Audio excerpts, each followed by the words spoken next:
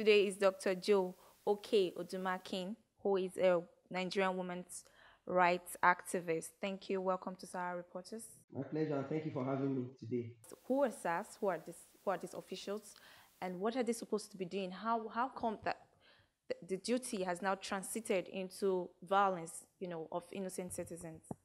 Well, SARS, there's a Special Anti-Robbery Squad, and essentially the special unit of the Nigerian Police Force. And interestingly, we had calls about a year ago to collaborate with the Nigerian police, where Nigerians Unite Against Terror organized intensive training for the Special Anti-Robbery Squad on human rights, because we will have gory tales, mind-boggling revelations about some of the extrajudicial activities of SARS. But like we know, in almost all the institutions, there are bad eggs. But that's not an excuse for anyone that should maintain law and order to now become an agency that will be taunting people, that will become life wasters. So we've seen that day in, day out, we have had lots of complaints from citizens about some of these overzealous special anti-robbery squad. As a result of that, instead of us then to continue to agonize, oh, SARS is bad, they are wasting lives, they are corrupt, what we then did was for us to engage such institutions, and we did interact. We had training simultaneously in all the 12 locations: Lagos, Lokoja, 12. And at the end, then about a year ago, it did yield results. But the duty of the Special Anti-Robbery Squad is for them to engage those who have flagrantly violated the law. But while doing that, we've had series of torture. We've had few reports about people dying as a result of torture.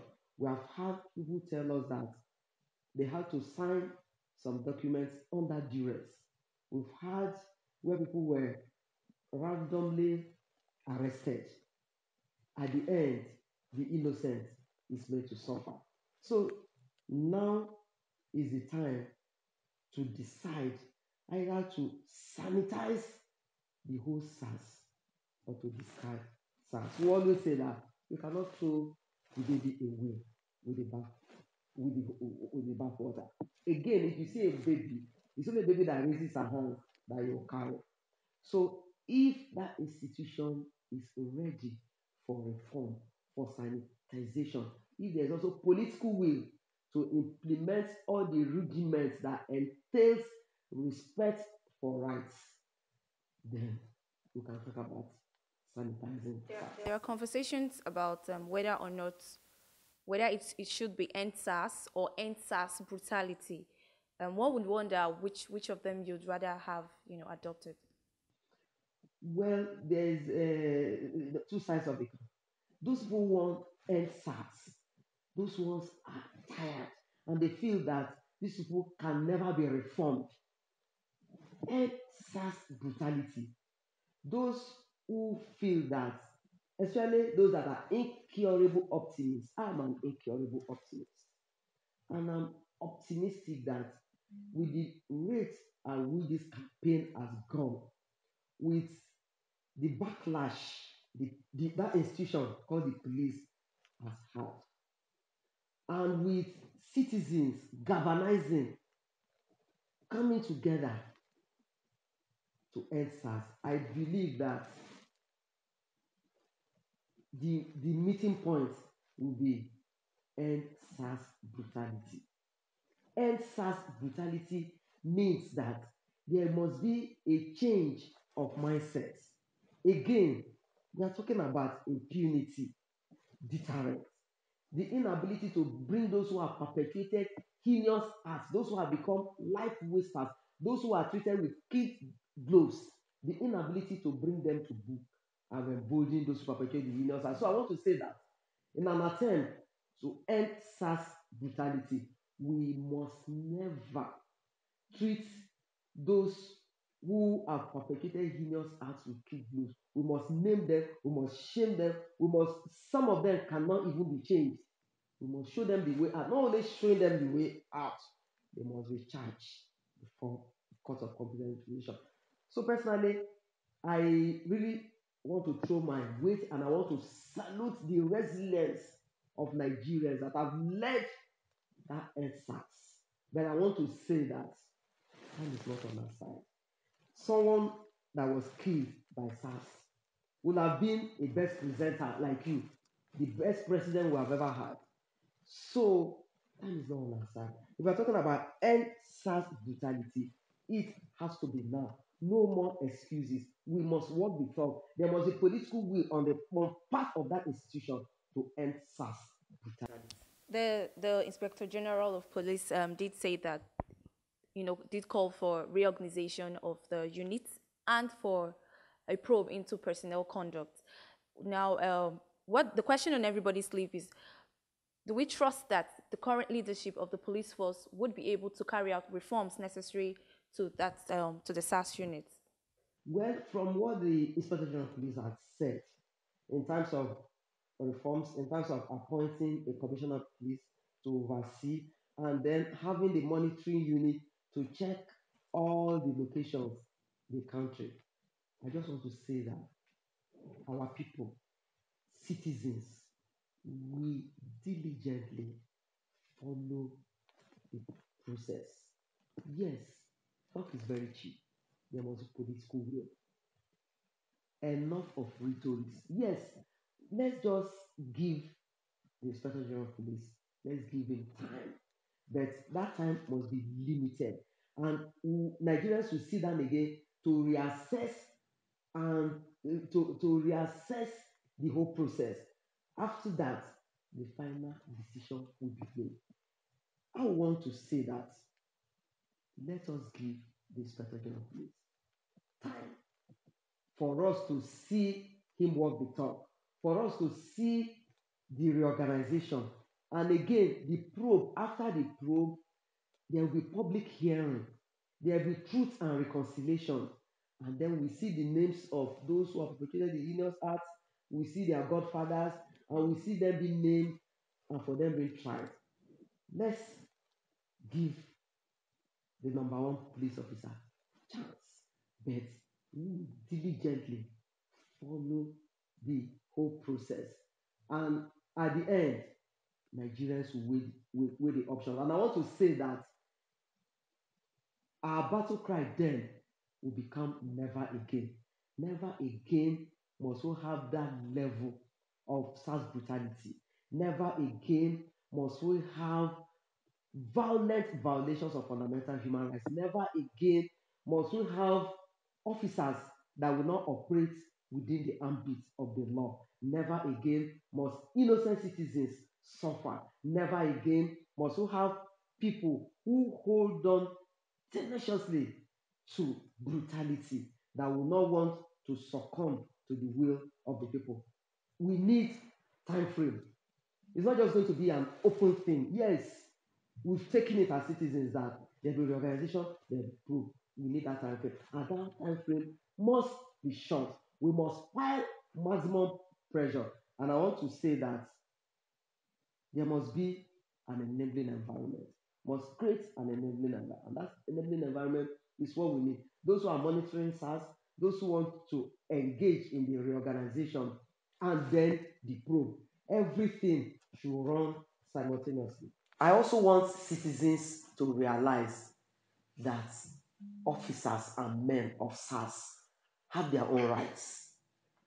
They are covered by the Constitution of the Federal Republic of Nigeria. Let us treat them with respect. I want the institution to provide, to make sure that they are well paid, their welfare is taken care of. Apart from that, is also an advice and help that those who are in SARS or even the officers generally, they should carry out psychiatric tests because you see some of them, the way some of them behave, some of them some of them have become so frustrated. Maybe some of them are angry. We don't even know. So if they subject them to psychiatric tests, we know that they are sane enough. And when they are now sane enough, Nigerians should please treat them with utmost respect. I'm sure that with the new reform SARS, when an officer wants to arrest someone, there's that is a matter of give and take.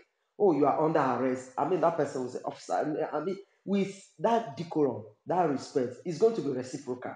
And I'm sure that when we have such opportunities, we are going to have less overzealous officers. I also want them to be taken care of by insurance. There should be policy because at times there are a lot of hazards that these people face. They go and arrest, some of them will be killed. You see wives, you see children. So there should be proper insurance to take care of them. If they know that they are secured, I'm sure that they will diligently carry out such duties and they will excellently perform such duties. And if they do that, we'll find out that the level of crime will drop drastically. Why will you wait if Nigerians are to take heed to your advice and wait on the responses of the actions of the IGP? What would you suggest Nigerians do to avoid harassment, by the SAS officers? I think one worrisome trend is that language silence. Silence is no longer golden. For those who have been harassed, those who have been intimidated, and sad enough, when some of these people are arrested, they cannot even, there's no means of communication. They are held incommunicado. Some have been declared missing, some dead, some have been named. So I want citizens to be aware of their rights. That right to life is sacrosanct.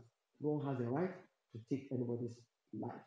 Brutality. No one has a right. Anyone that is arrested remains innocent, and no one can brutalize anyone to get information. Information should be gotten willingly. When one is arrested, I need my lawyer around. Yes, I cannot speak except I know why I've been picked up. And I want to say that there are the numbers that have been read out.